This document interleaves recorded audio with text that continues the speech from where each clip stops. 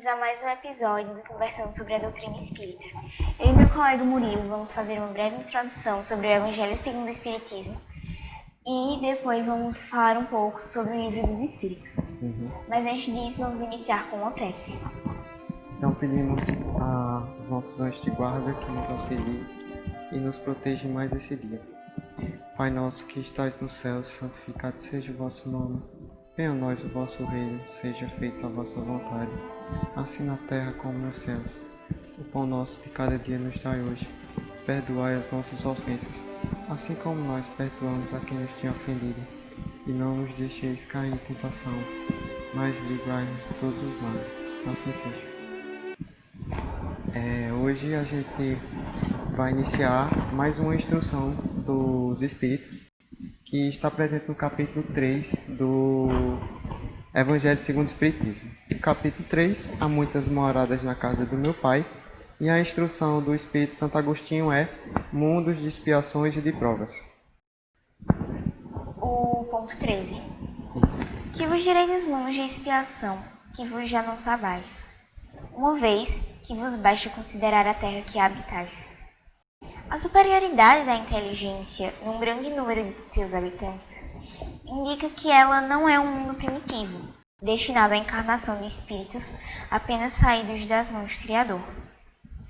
As qualidades inatas que trazem consigo são a prova de que já viveram e que realizaram certo progresso, mas também os vícios numerosos aos quais são inclinados são indícios de uma grande imperfeição moral. Por isso, Deus os colocou numa terra ingrata, para aí expiarem suas faltas pelo trabalho penoso e pelas misérias da vida, até que tenham mérito de irem para um mundo mais feliz. Nesse trecho, a gente pode ver assim de uma maneira um pouco mais resumida, que ele fala que a Terra não é um dos mundos mais primitivos. A gente pode ver isso pelo grau de evolução dos espíritos que aqui residem, que não é um planeta onde tem os espíritos que acabaram de sair da mão do Criador, assim por dizer.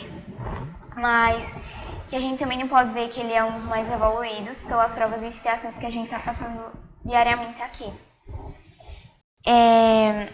Ele faz também uma relação à medida que a gente vai realizando essas provas e expiações e evoluindo com o espírito, a gente vai também evoluindo em relação aos mundos. Podemos habitar mundos mais evoluídos, né? Depois dessas expiações. Quanto a essa mensagem, é de Santo Agostinho, o Espírito Santo Agostinho, e já falamos um pouquinho dele em episódios anteriores. Erasto comenta que Santo Agostinho teve uma vida de erros, mas houve um despertar quando ele conheceu o cristianismo. Esse despertar dele foi tamanho que ele construiu bases para a igreja, né? Bases do cristianismo, que são fundamentais até hoje. Mas o Santo Agostinho, como espírito, teve também mais outro despertar, que foi essa visão espiritual que ele acaba observando e vai nos apresentar várias mensagens na época de Kardec.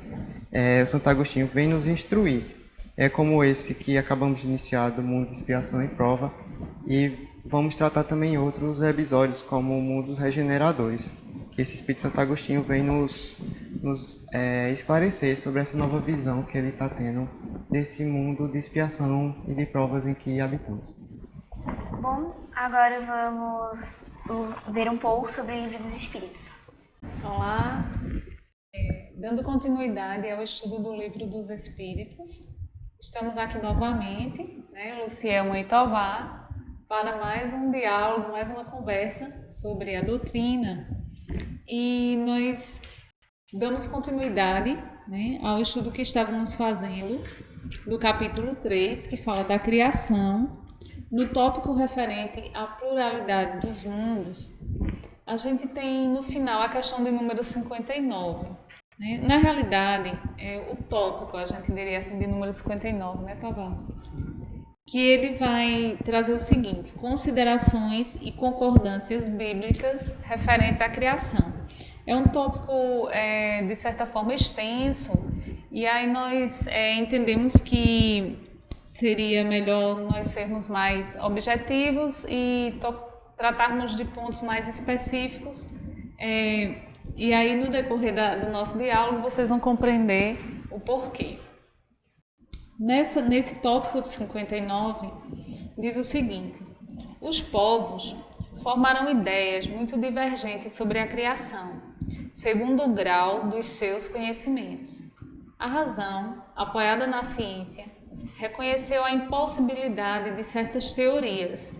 Aquela, dada pelos espíritos, confirma a opinião admitida, a longo tempo, pelos homens mais esclarecidos. E aí, sobre tudo isso, quando fala aqui que a razão apoiada na ciência reconheceu a impossibilidade de certas teorias, a gente complementa com os seguintes questionamentos. Deus ficou, por isso, menor ou menos poderoso, né? Por o homem, através dos estudos científicos, ter feito determinadas descobertas, ter chegado a determinadas constatações, Deus ficou, por isso, menor ou menos poderoso. Sua obra ficou menos sublime, por não ter o prestígio da instantaneidade. É importante essas colocações, Lucy, porque o avançar da ciência, ele não vem para anular a divindade. Não é?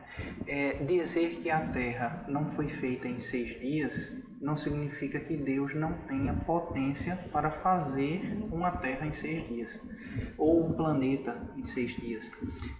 Dizer que Adão não foi o primeiro homem porque ele e Eva não conseguiria ter todos os descendentes pelas questões de que o cruzamento com pessoas de DNA muito próximo traz anomalias e teríamos logo a esterilidade dos casais e a raça humana não seria viável se derivasse de um único casal, não faz por isso Deus menor. Não é? Então, pelo contrário, isso atesta a inteligência divina dada a complexidade que foi necessária para a formação da Terra. Falávamos no programa anterior que o cromossomo nosso tem 20 bilhões de bits, não é? 20 bilhões de unidades de informação. Então, um corpo complexo como o nosso é obra de um ser genial, é obra da inteligência suprema, como nos disse os Espíritos, da causa primária de todas as coisas. Então, a revelação que a ciência nos traz, ela só atesta a capacidade, a inteligência, a unicidade de Deus, o quanto Deus é único. Então, o Evangelho diz assim: a enxada por si só não diz para que ela foi criada. O que diríamos se o trabalhador pegasse a enxada e voltasse a dar com a enxada no seu senhor? Diríamos que ele estava ficando doido, porque ele tinha que cavar, não é, que não merecia o salário. Então, nós, enquanto espíritas, enquanto estudantes da ciência espírita, nós estamos aqui para atestar a inteligência de Deus, não para anulá-la. A ciência, enquanto algumas pessoas colocarem que ela concorre com Deus, porque como é que Deus pode ter criado algo para concorrer com Ele mesmo?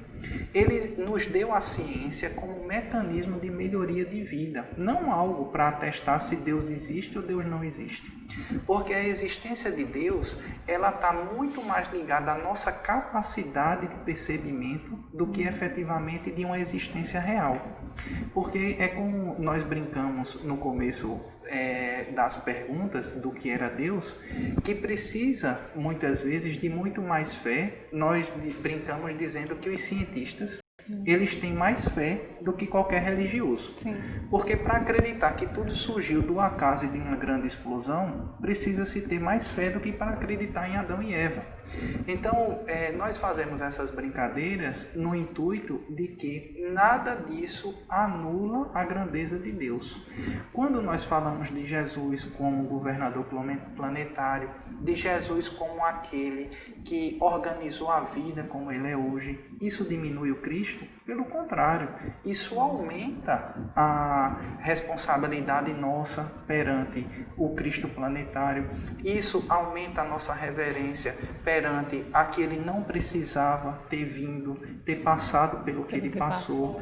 Então, isso só contribui para que nós tenhamos cada vez mais fé de que o caminho verdadeiro ou o caminho da felicidade é fazer o bem sem distinção. E aí, com relação a essas questões que você levanta, né? Você falando e eu aqui pensando, né?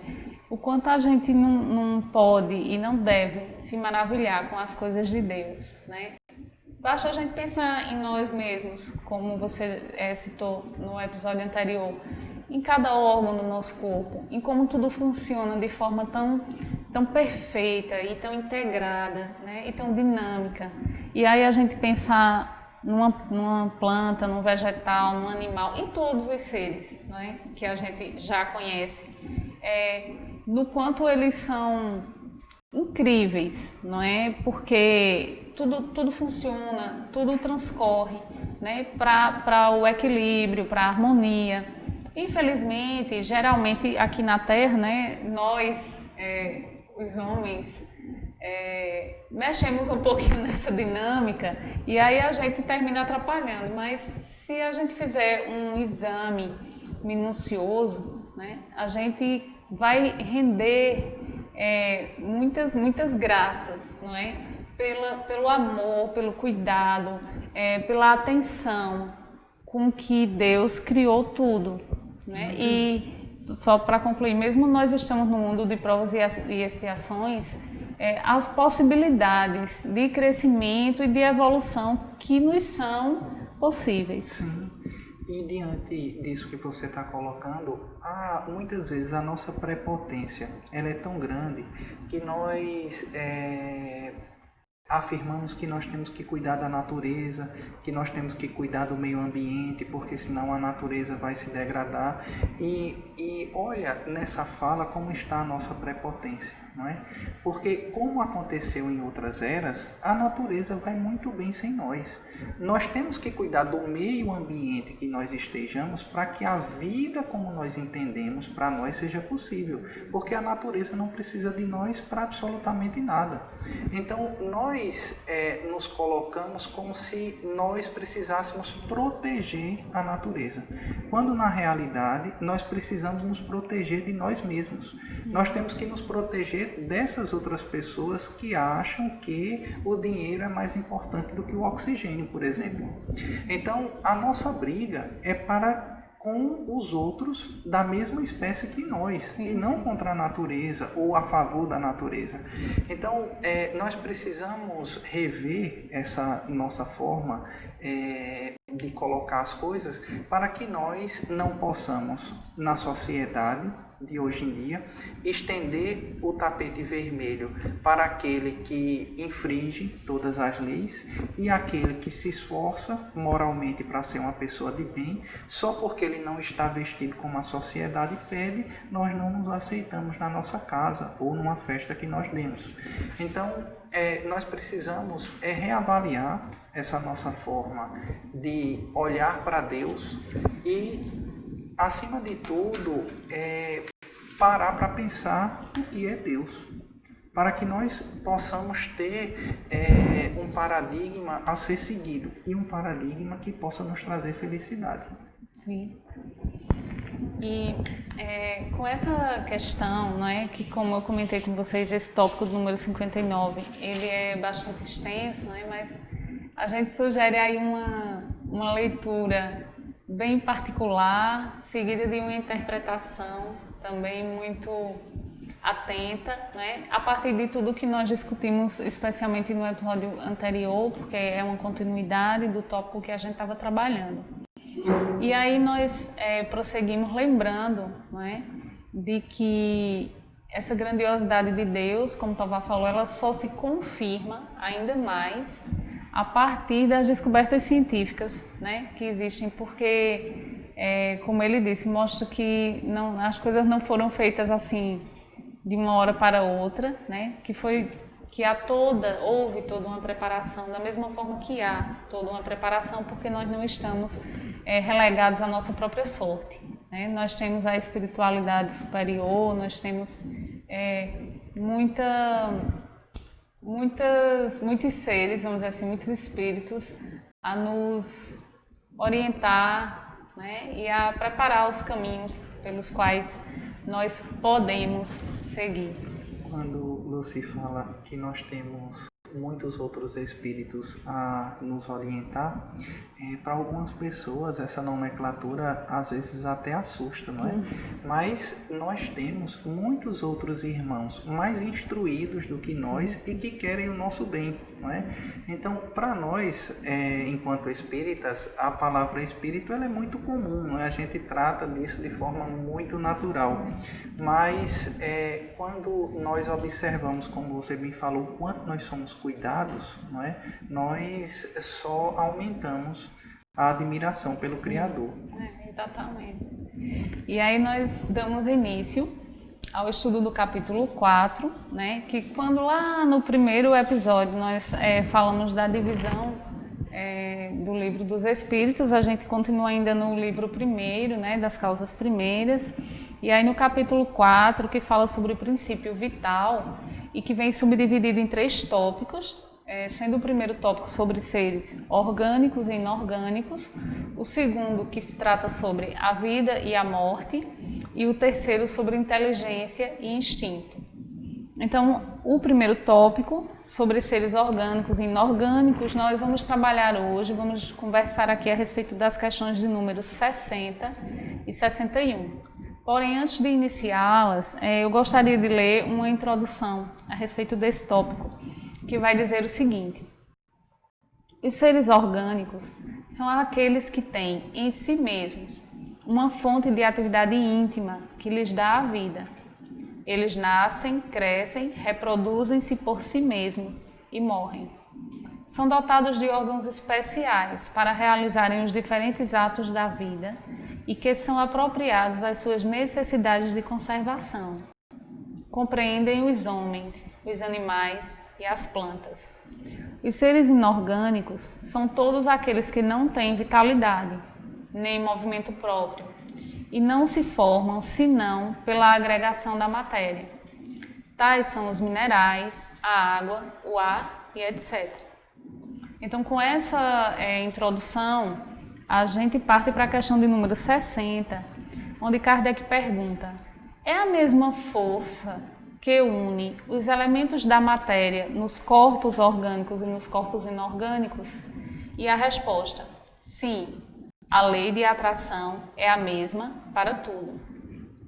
E aí, com essa resposta bem direta, os espíritos nos ensinam, não é, que independente de um corpo ser orgânico ou ser inorgânico, a forma como vai se constituir, a forma como essa lei de atração vai existir, ela é igual, né? Mais à frente, quando a gente for para a próxima questão, a gente vai discutir mais sobre o que é que vai diferenciar, né, esse ser orgânico desse inorgânico. Na realidade, o que a gente entende, e lá na introdução eu já fiz essa leitura, é que os seres orgânicos são aqueles que vão ter o que a gente conhece como movimento, não é? Esse movimento não só de se mover de um lugar para outro, não é isso, mas é o movimento vital, é o crescimento, é o desenvolvimento. Então isso vai caracterizar um ser orgânico. Os seres inorgânicos, como a água, como o ar e outros, eles não terão esse movimento no sentido de crescimento, de desenvolvimento, porém eles fazem parte, não é?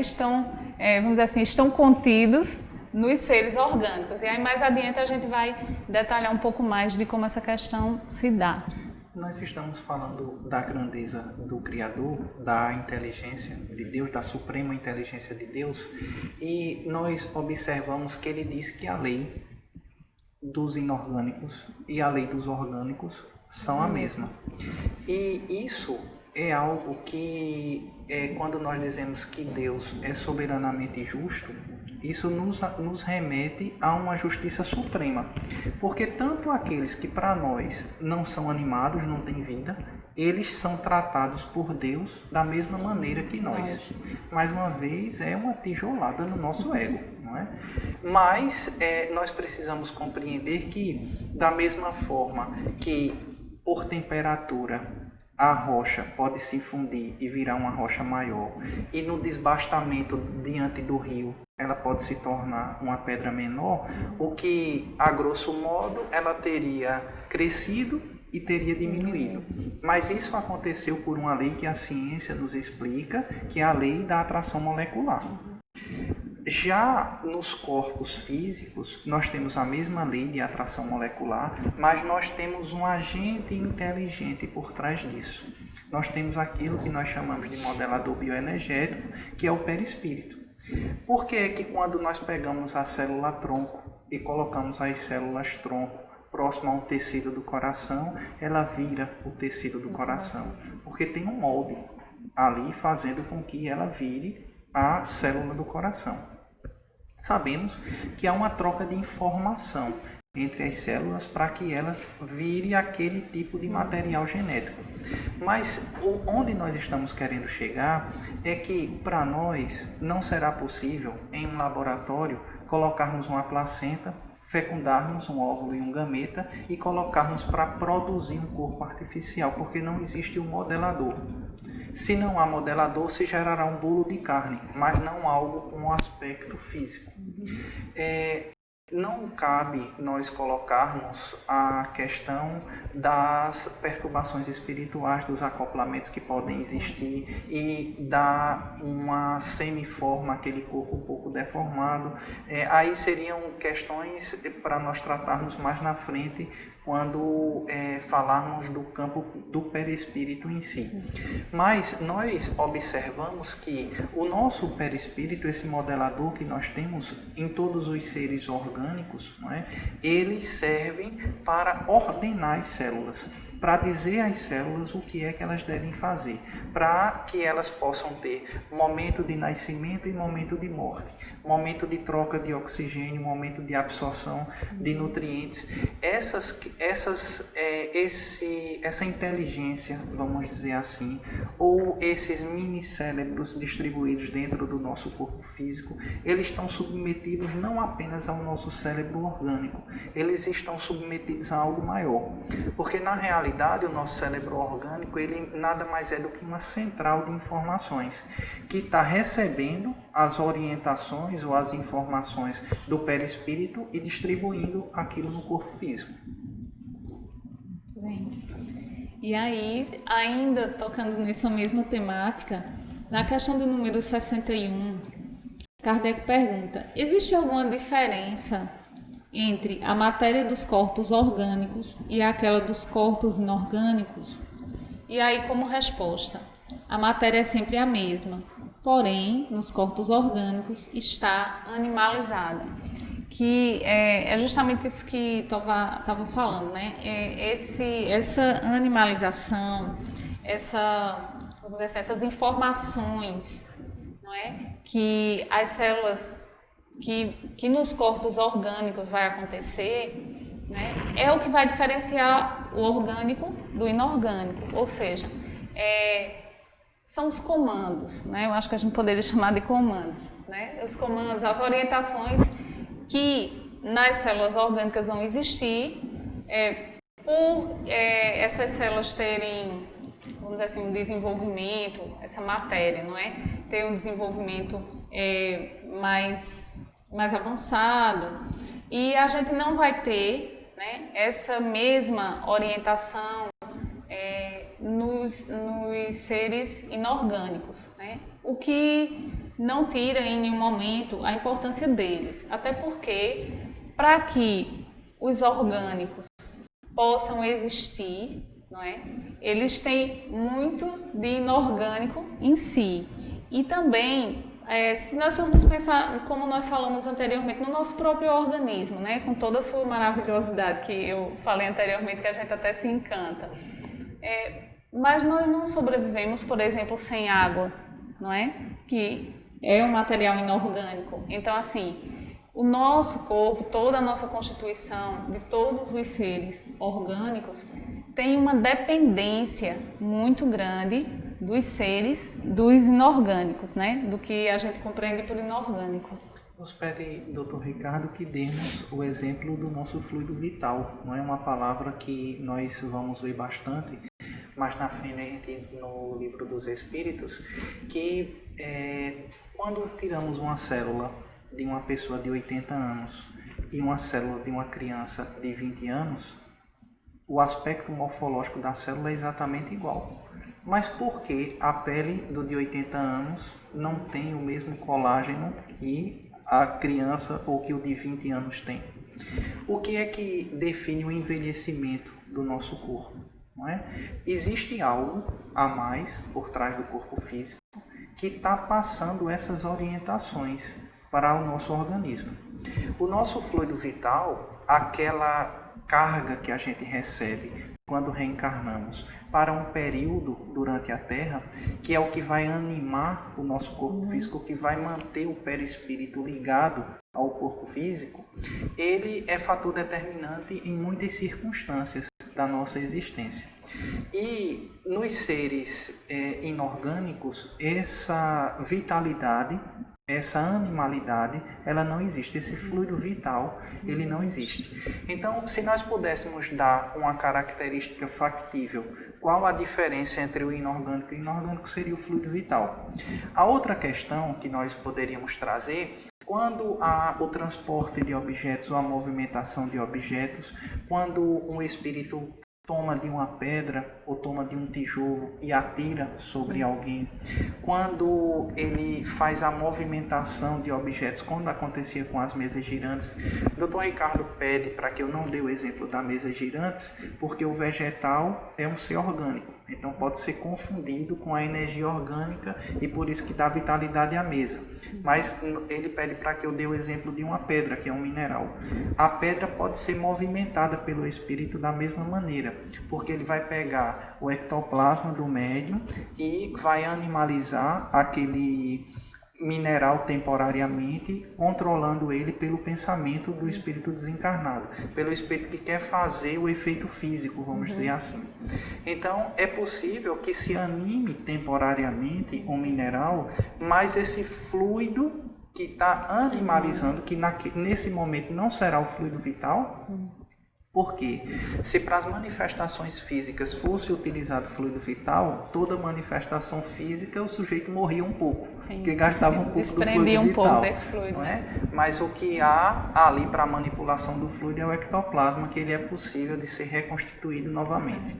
Nós estudaremos esse assunto fantástico e veremos que nas sessões de ectoplasma os médiuns, eles inclusive perdem peso ou ganham peso, dependendo do que se propõe aquela reunião de ectoplasmia. E por que é que isso acontece? Então, nós observamos que, como falamos em programas anteriores, nós tínhamos apenas 3 reinos, não é? E daqui a pouco surgiram os outros reinos, não é? E aí tiveram que dar uma nomenclatura específica a um reino como Monera, por exemplo. Então, nós observamos que existe algo a mais do que nós conseguimos perceber pelos nossos 5 sentidos, não é? Para vocês mulheres, 6 sentidos, não é? Pode crer. Mas existe algo a mais do que esses sentidos e que isso, como nós falamos no início do episódio de hoje, só aumenta a inteligência do Criador, só deixa ele cada vez maior perante a nossa fé. Muito bem, então com essa questão nós finalizamos o episódio de hoje. Né? Você faz aí o lembrete das nossas redes sociais. A nossa rede social do Instagram é o @hermeoficial. Lá na bio vocês encontram todas as outras nossas redes, como o YouTube e o Facebook, e por lá nós podemos ter alguma interação, como algum questionamento a respeito do Livro dos Espíritos. Então, vou pedir que todos possamos mentalizar Jesus Maria Santíssima, agradecer por esse momento tão especial. Maria, nossa Mãe, de tanto amor e bondade, pedimos encarecidamente que sempre possa nos auxiliar, nos amparar e aquecer os nossos corações, permitindo que nós possamos a cada dia galgar a evolução, a melhoria e o crescimento. Que assim seja.